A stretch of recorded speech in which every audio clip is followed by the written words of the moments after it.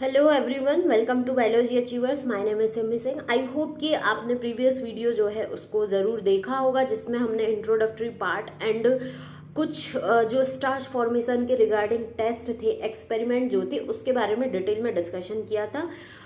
अगर यदि वो वीडियो नहीं देखा है तो मेक श्योर कि वो वाला वीडियो ज़रूर देखें। क्यों देखें? क्योंकि वो जो वीडियो है वहाँ से हमारा फोटोसिंथेसिस इन हायर प्लांट्स जो है उसके रिगार्डिंग थोड़ा बेस जो है वो डेवलप होता है।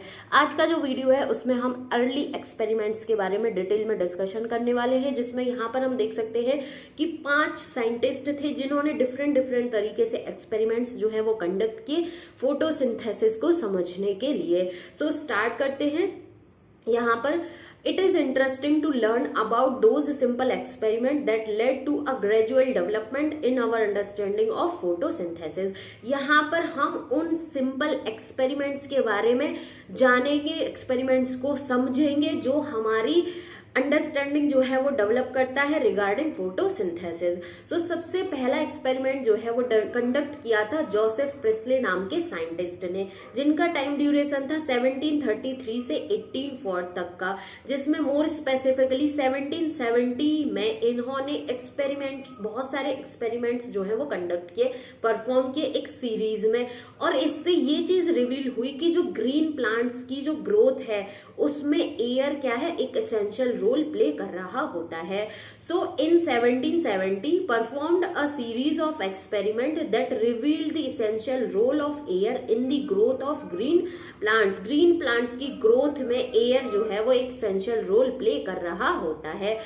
प्रिस्ले यू में रिकॉल डिस्कवर्ड ऑक्सीजन इन 1774। और प्रिस्ले को हम इस चीज से भी याद रख सकते हैं कि 1774 में इन्होंने ऑक्सीजन की डिस्कवरी की थी। ठीक है, ये हो गया कुछ चीजों के बारे में। अब हम ये चीज जानते हैं कि जो जोसेफ प्रिस्ले था, इनका एक्सपेरिमेंटल सेटअप किस तरीके से था और क्या क्या इस तरीके से इन्होंने एक्सपेरिमेंट्स जो है वो कंडक्ट किए।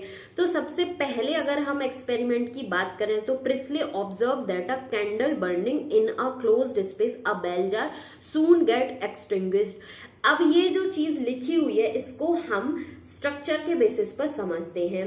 तो जो जोसेफ प्रिस्ले थे उन्होंने क्या किया, ये इस तरीके से इन्होंने एक जार लिया। तो जो सबसे फर्स्ट एक्सपेरिमेंट था इसमें इन्होंने क्या किया कि एक जो है बर्निंग कैंडल जो है इसमें रखी। तो बर्निंग कैंडल जो थी वो कुछ टाइम बाद क्या हुआ, ये बुझ गई। ये एक एक्सपेरिमेंट हुआ। फिर उन्होंने एक और एक्सपेरिमेंट किया, उसमें इन्होंने क्या किया कि बर्निंग कैंडल भी थी और एक माउस जो है उसको रखा। जब ये दोनों चीज, ये ब्रीदिंग एनिमल है, ये बर्निंग कैंडल है, जब इन्होंने इन दोनों को एक जार में रखा तो कुछ टाइम बाद देखा कि धीरे धीरे सफोकेट होकर ये जो माउस था वो भी डेड हो गया और कैंडल जो है वो भी बुझ गई। ये दो एक्सपेरिमेंट इस तरीके से कंडक्ट हुए।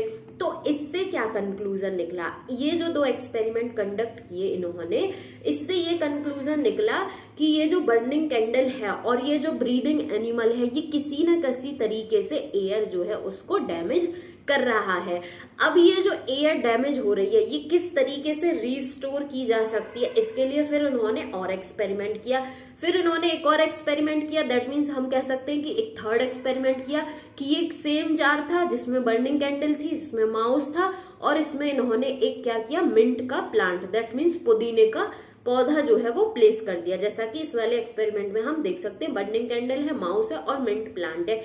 ये जो मिंट प्लांट है ये क्या करेगा, जो डैमेज हो रही थी एयर बर्निंग कैंडल और ब्रीदिंग माउस की वजह से, ये उसको क्या करेगा, रीस्टोर कर देगा। इस तरीके का सेटअप, एक्सपेरिमेंटल सेटअप था जोसेफ प्रिस्ले का। तो यहाँ पर हम देख सकते हैं Priestley observe that a burning candle in a closed space a bell jar soon get extinguished. कुछ टाइम बाद बर्निंग कैंडल जो है वो बुझ गई। Similarly a mouse would soon suffocate in a closed space. कुछ टाइम बाद जो माउस प्लेस किया था सेम जार में वो सफोकेट होकर, धीरे धीरे सफोकेट होकर मर गया। He concluded that a burning candle और an animal that breathe the air both somehow damage the air. उन्होंने पाया, ये कंक्लूजन निकला कि जो बर्निंग कैंडल है और जो ब्रीदिंग एनिमल माउस है वो धीरे धीरे करके किसी न किसी तरीके से एयर को डैमेज कर रहा है। ये दो एक्सपेरिमेंट कंडक्ट हुए।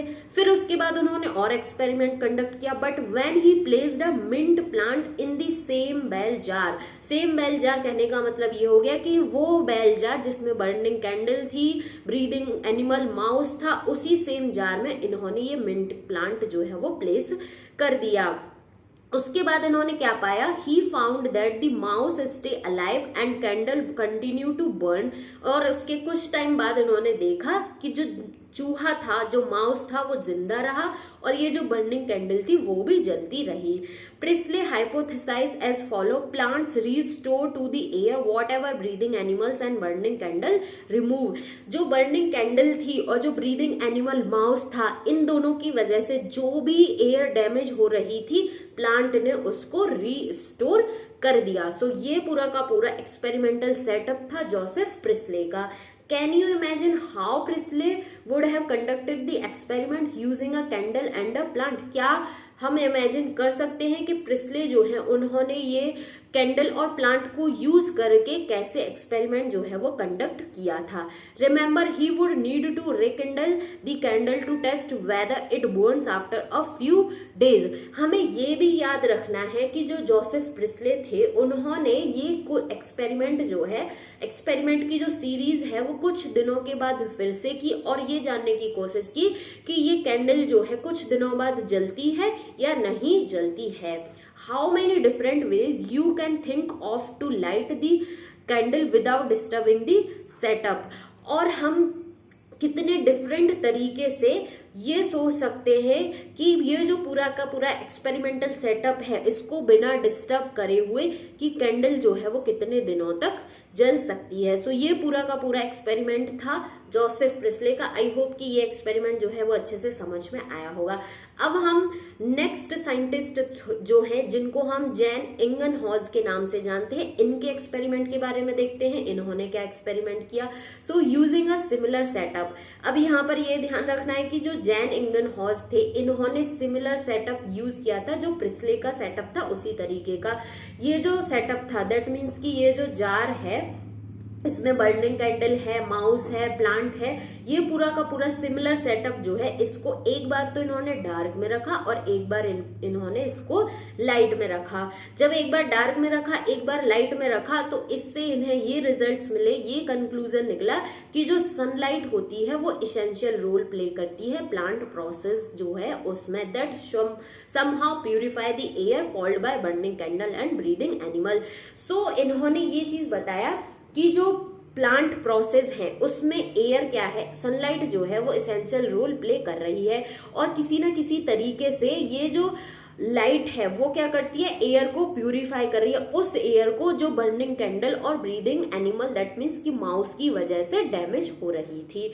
ये एक एक्सपेरिमेंट किया। साथ ही साथ उन्होंने एक एक्वेटिक प्लांट जो है उसके साथ भी एक्सपेरिमेंट किया। इस एक्वेटिक प्लांट को एक बार डार्क में रखा, एक बार ब्राइट सनलाइट जो है वहां पर रखा।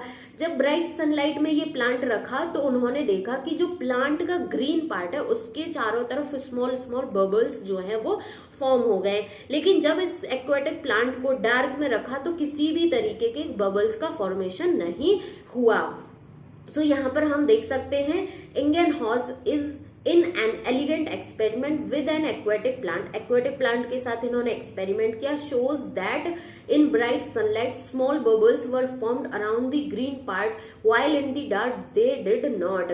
जब इन्होंने इस एक्वेटिक प्लांट को ब्राइट सनलाइट के कांटेक्ट में रखा तो उन्होंने देखा कि जो प्लांट का ग्रीन पार्ट है उसके चारों तरफ कुछ स्मॉल बबल्स बन गए, लेकिन जब इसको डार्क में रखा तो किसी भी तरीके के बबल्स का फॉर्मेशन नहीं देखने को मिला।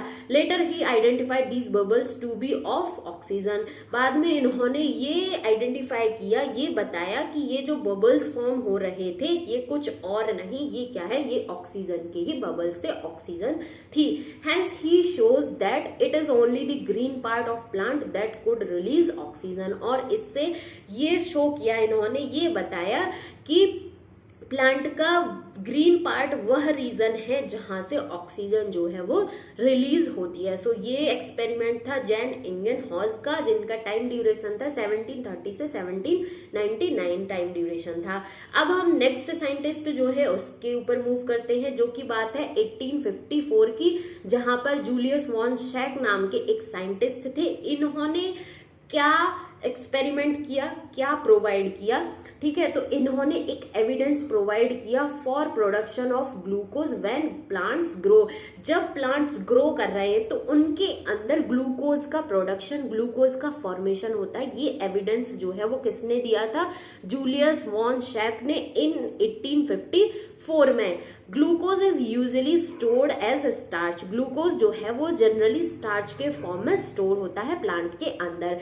अब ये जो ग्लूकोज का प्रोडक्शन है वो कहाँ पर हो रहा है? His later studies shows that the green substance in plant, जिसको हम क्लोरोफिल बोलते हैं, is located in special bodies. Special body है chloroplast within the plant cell. कहने का मतलब ये हो गया कि ये जो ग्लूकोज का फॉर्मेशन हो रहा था तो प्लांट सेल जो है उसके अंदर एक स्पेशल बॉडी पाई जाती है जिसको हम क्लोरोप्लास्ट के नाम से जानते हैं। सॉरी, ये जो क्लोरोप्लास्ट है इसके अंदर एक ग्रीन सब्सटेंस जिसको हम क्लोरोफिल के नाम से जानते हैं, ग्रीन पिगमेंट के नाम से भी जानते हैं। तो ये जो क्लोरोफिल है, ये जो ग्रीन सब्सटेंस है, ये वही रीजन है जहां पर ग्लूकोज का फॉर्मेशन, ग्लूकोज का प्रोडक्शन, ग्लूकोज की सिंथेसिस होती है। सो ये चीज किसने बताई? जूलियस वॉन शैक जो है उन्होंने बताया। उसके बाद he found that the green part in plant is where glucose is made and that the glucose is usually stored as starch. और इसके बाद इन्होंने ये पाया कि प्लांट में जो ग्रीन पार्ट है वो वही रीजन है जहां पर ग्लूकोज बनता है, ग्लूकोज का फॉर्मेशन होता है और ये ग्लूकोज जो है वो जनरली यूजुअली स्टार्च के फॉर्म में स्टोर हो जाता है। सो ये कुछ 3 साइंटिस्ट के एक्सपेरिमेंट थे। नाउ अब हम मूव करते हैं अनदर साइंटिस्ट जो हैं उनके एक्सपेरिमेंट के बारे में, जो कि T.W. एंगलमैन के नाम से जाने जाते हैं, जिनका टाइम ड्यूरेशन था 1843 से 1909 के टाइम ड्यूरेशन में। इसमें एक्सपेरिमेंट जो है ये थोड़ा इंटरेस्टिंग है। इसमें इन्होंने क्या किया, ये जो T.W. एंगलमैन है उन्होंने अपने एक्सपेरिमेंट में क्या किया, एक प्रिज्म जो है उसको यूज़ किया। प्रिज्म क्या करता है कि जो लाइट पड़ती है उस पर जब लाइट पड़ती है तो उस लाइट को उसके स्पेक्ट्रल कंपोनेंट, दैट मीन्स कि 7 कलर्स जो होते हैं जिसको हम विवग्योर के नाम से जानते हैं, उसको उनमें ब्रेक कर देता है।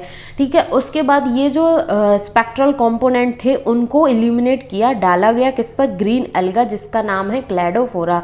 ये जो नाम है क्लैडोफोरा, इसका ये इंपॉर्टेंट हो जाता है, मे भी पूछ भी लिया जा सकता है एग्जाम में।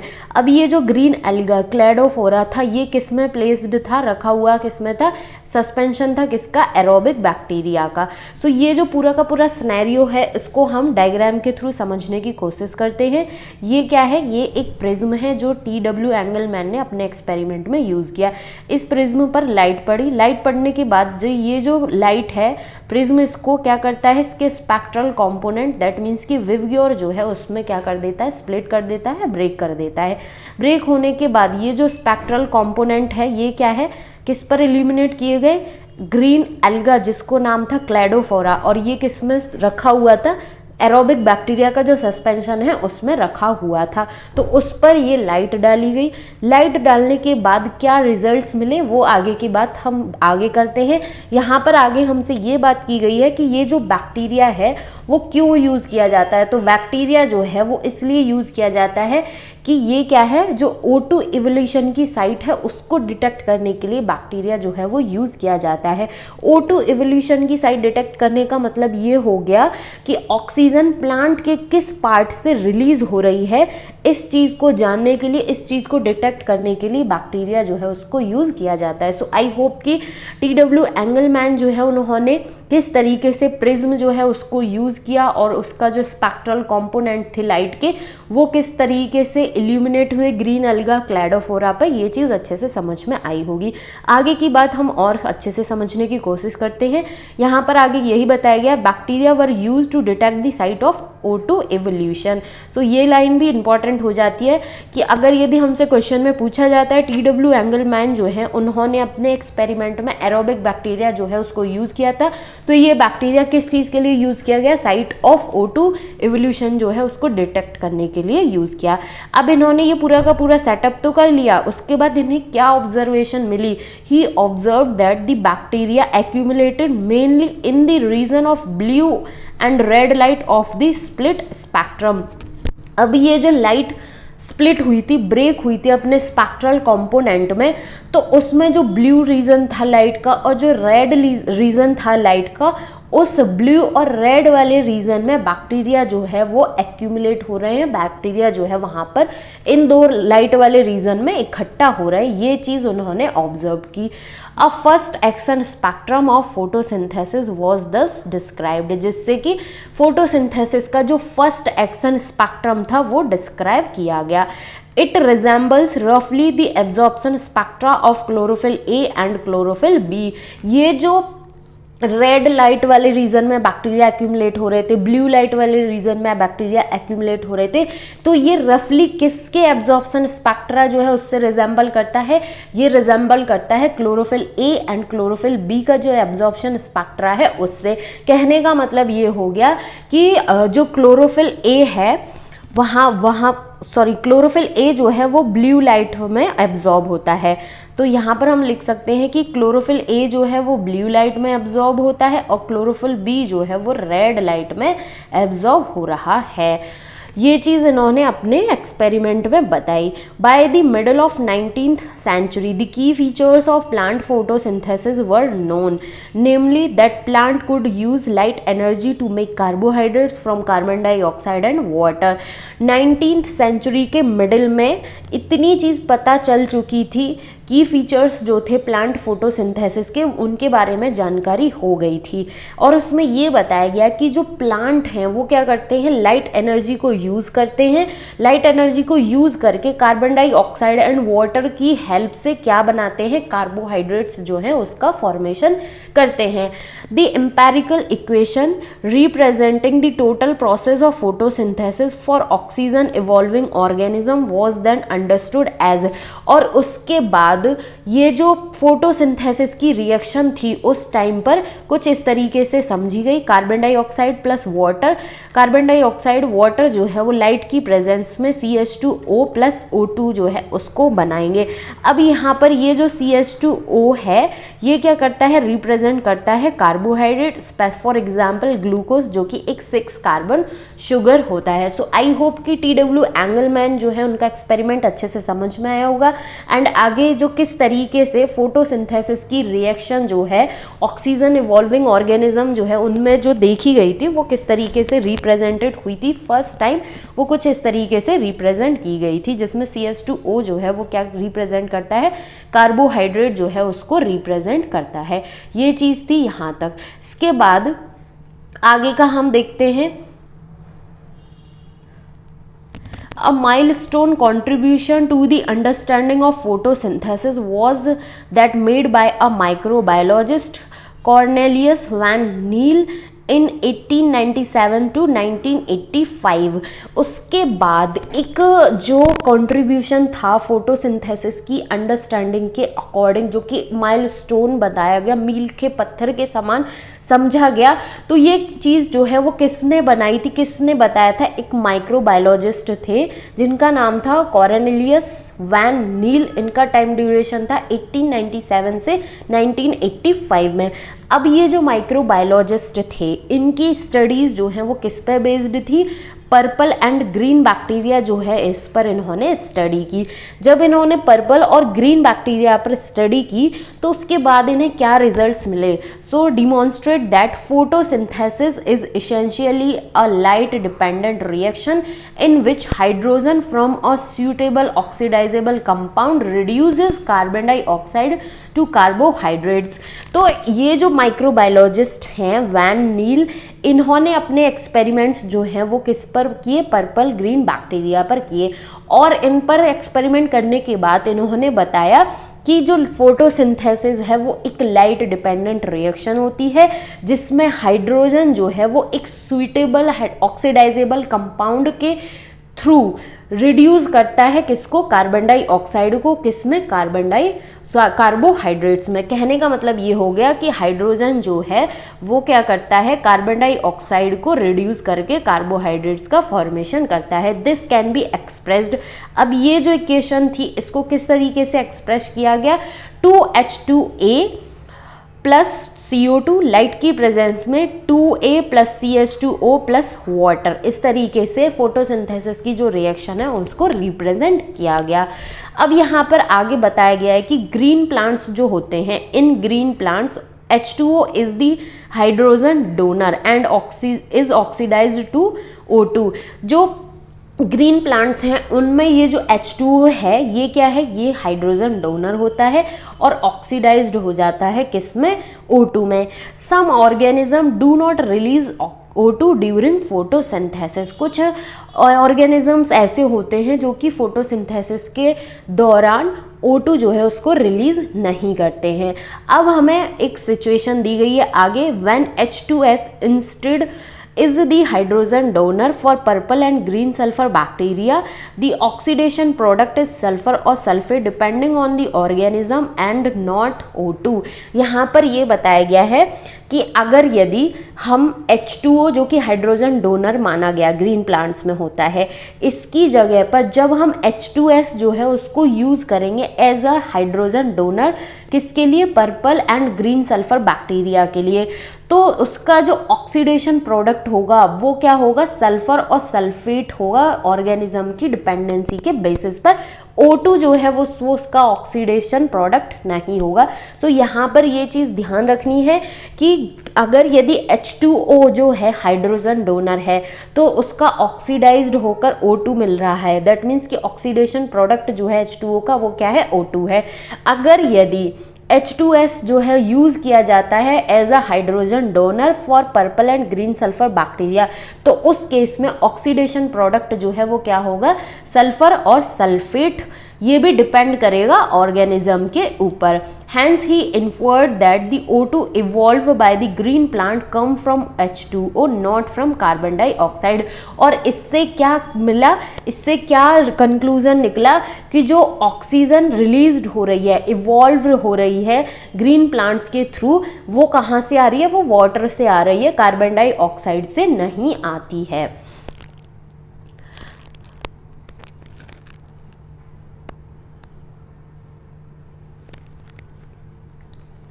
This was later proved by using radioisotopic techniques। और ये जो था कि ऑक्सीजन जो है जो इवॉल्व हो रही है, रिलीज हो रही है ग्रीन प्लांट्स से, वो कहाँ से आ रही है, O2 से आ रही है, कार्बन डाइऑक्साइड से नहीं आ रही। तो ये किस तरीके से प्रूव किया गया, रेडियो आइसोटॉपिक टेक्निक्स जो है उनको यूज करके इस चीज को प्रूव किया गया। The correct equation that would represent the overall process of photosynthesis is therefore. और इसके बाद जो एक करेक्ट इक्वेशन थी जो कि पूरे के पूरे फोटोसिंथेसिस के प्रोसेस को रिप्रेजेंट कर रही है, उसको कुछ इस तरीके से देखा गया, 6 carbon dioxide plus 12 H2O light की प्रेजेंस में ये क्या बनाएंगे, C6H12O6 plus 6 H2O plus 6 CO2। C6H12 जो है ये क्या है, ये ग्लूकोज का फॉर्मूला होता है। सो यहाँ पर आगे हमें बताया गया है where C6H12 is represent glucose, ये क्या है, ग्लूकोज का फॉर्मूला है।